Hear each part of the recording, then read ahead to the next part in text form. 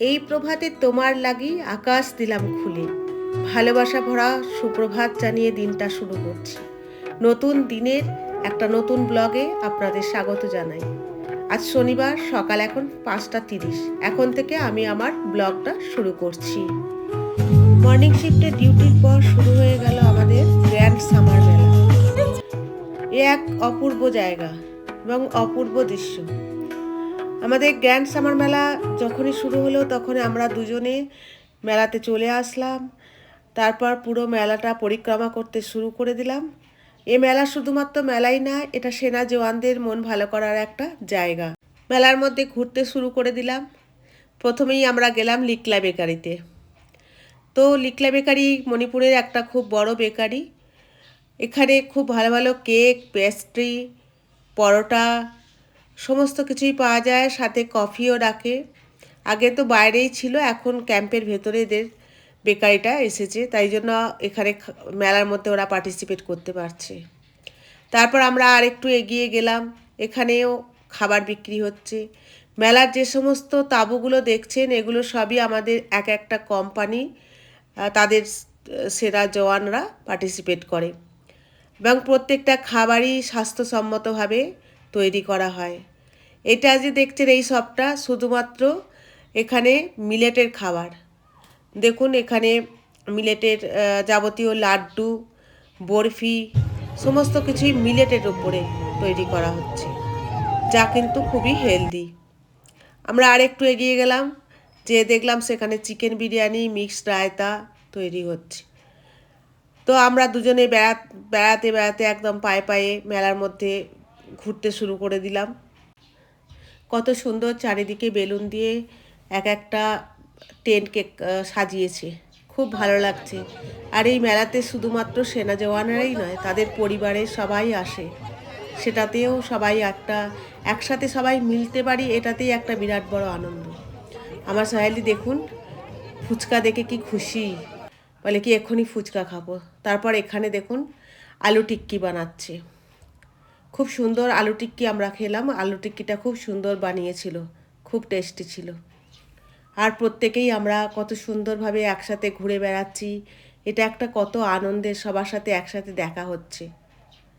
প্রত্যেকটা বাচ্চা, তাদের ফ্যামিলি সবাই একসাথে উপস্থিত হয়েছে এই গ্রাউন্ডের মধ্যে।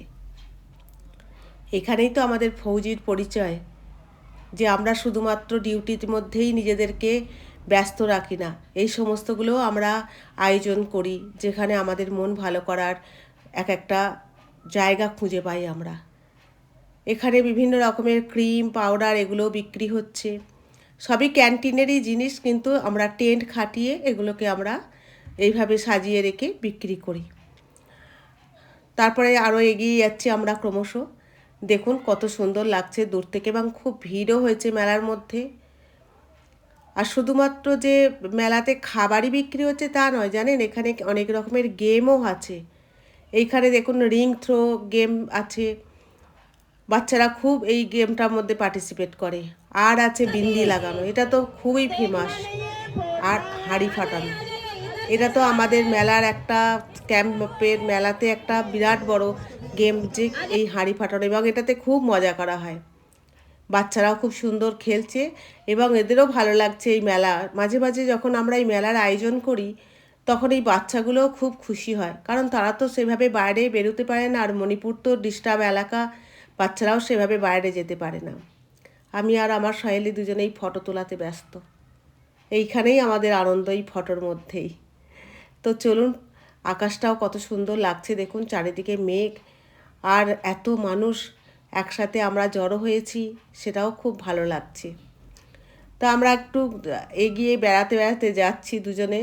কখনো ও আমার ক্যামেরায় ফটো তুলে দিচ্ছি, কখনো আমি ওর ক্যামেরায় ফটো তুলে দিচ্ছি।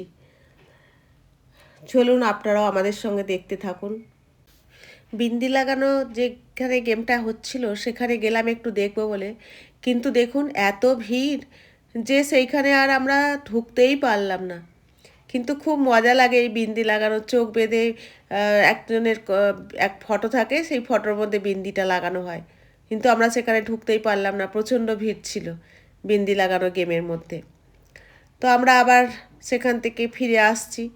ফিরে আসো বলে ওকে বললাম যে চলো, এখানে তো ঢোকাই যাবে না। চেষ্টা করলাম অনেকটা, কিন্তু তাও ঢুকতে পারলাম না। চলুন আর একটু এগিয়ে যাই। ওখান থেকে ঢুকতে না পেরে আমরা দুজনে হাঁটতে হাঁটতে যাচ্ছি এগিয়ে। তো আপনারাও চলুন আমার সাথে। আমি যেখানটা যাচ্ছি সেটা তো খুবই মজার খেলা, হাঁড়ি ফাটানো। খুব কমই ওখানে হাঁড়ি ফাটাতে পারে, এত চিৎকার করে। এটা আমাদের লেডিস স্টাফরা এটার আয়োজন করে এবং খুব ভালোভাবে এটা আয়োজন করে। ওরা এত চিৎকার করে যে খুব কম মানুষই যে হাঁড়িটা ফাটাতে পারে। আর চোখ বাঁধা থাকে, তো ঘুরিয়ে দেওয়া থাকে। দেখুন, এও পারলো না হাঁড়ি ফাটাতে, অনেকক্ষণ থেকেই শুরু হয়েছে খেলাটা। তো এইভাবে ওরা হাঁড়ি ফাটানোর চেষ্টা করে, কিন্তু ফাটানো যায় না। আর পুরো মাঠটাকে দেখুন কত সুন্দর করে সাজিয়েছে। আর রাত্রির থেকে শুরু হয়ে যাবে প্রোগ্রাম। তো ব্যাস, আমরা প্রোগ্রামের জন্য অপেক্ষা করছিলাম। প্রোগ্রাম শুরু হয়ে গেছে বিহু নাচ দিয়ে। আর আমাদের এই প্রোগ্রাম, কালচারাল প্রোগ্রাম শুরু হয়েছে। দেখুন কত সুন্দর বিহু নাচ নাচছে। প্রত্যেকটা সংস্কৃতিকেই এখানে প্রাধান্য দেয়া হয়।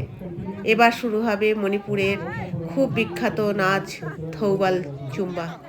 তো চলুন, থৌবাল চুম্বা দেখার আগে থৌবাল চুম্বার যে একটা ইতিহাস, সেটা আমি আজ আপনাদের শোনাই। থৌবাল চুম্বা হলো ভারতের মণিপুর রাজ্যের একটা ঐতিহ্যবাহী নৃত্য। থৌবাল চুম্বা শব্দবন্ধের আক্ষরিক অর্থ হচ্ছে চাঁদের আলোতে নৃত্য। অংশগ্রহণকারীরা পুরুষ আর মহিলা সকলেই একসাথে বৃত্তাকারে দাঁড়িয়ে পরস্পরের হাত ধরে নৃত্য করে। তাই এইভাবেই এইটাকে লাইটিং আলোয় সাজিয়ে দিয়েছে, যাতে করে বৃত্তাকারে থৌবাল চুম্বার নাচ ওরা পরিবেশিত করতে পারে। এবং এত সুন্দরভাবে এরা এক একটা স্টেপ ফেলে এবং এত সুন্দরভাবে নাচে। চলুন আপনারাও আমার সাথে এনজয় করুন।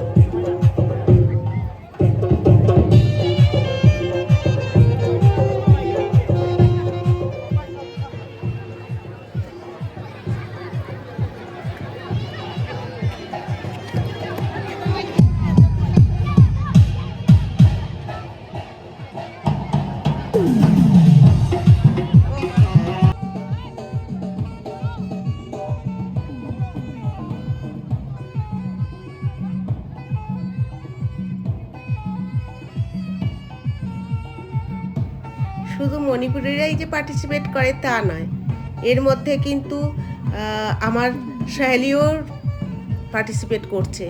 দেখুন, ও কিন্তু ছন্দের তালে তাল মিলিয়ে খুব সুন্দর পরিবেশিত করছে থৌবাল চুম্বা। ও কিন্তু পুরোটাই এইভাবেই অনেকটা সময় ধরে এই নাচের মধ্যে অংশগ্রহণ করেছে। খুব ভালো লাগে। সবাই তো পারে না এইভাবে প্রত্যেকটা কালচারকে নিতে, কিন্তু ওর মধ্যে সেই ক্ষমতাটা আছে। আর আমি দূর থেকে দাঁড়িয়ে ভিডিও করছি। দেখুন থৌবাল চুম্বা যে মিউজিকটা হচ্ছে, সেই মিউজিকটার, তো মিউজিকটার সাথে সাথে ওরা পা মিলিয়ে নৃত্য পরিবেশিত করছে। দেখুন আপনারা।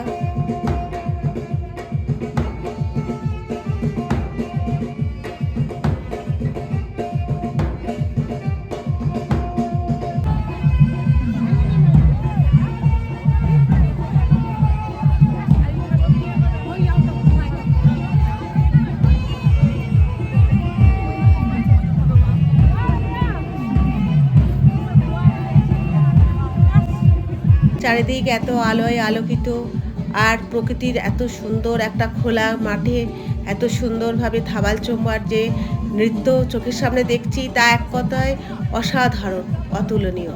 আমার ভিডিওটা যদি ভালো লেগে থাকে অবশ্যই লাইক, শেয়ার অ্যান্ড কমেন্ট করবেন এবং আপনারা আমার পাশে থাকবেন। নমস্কার।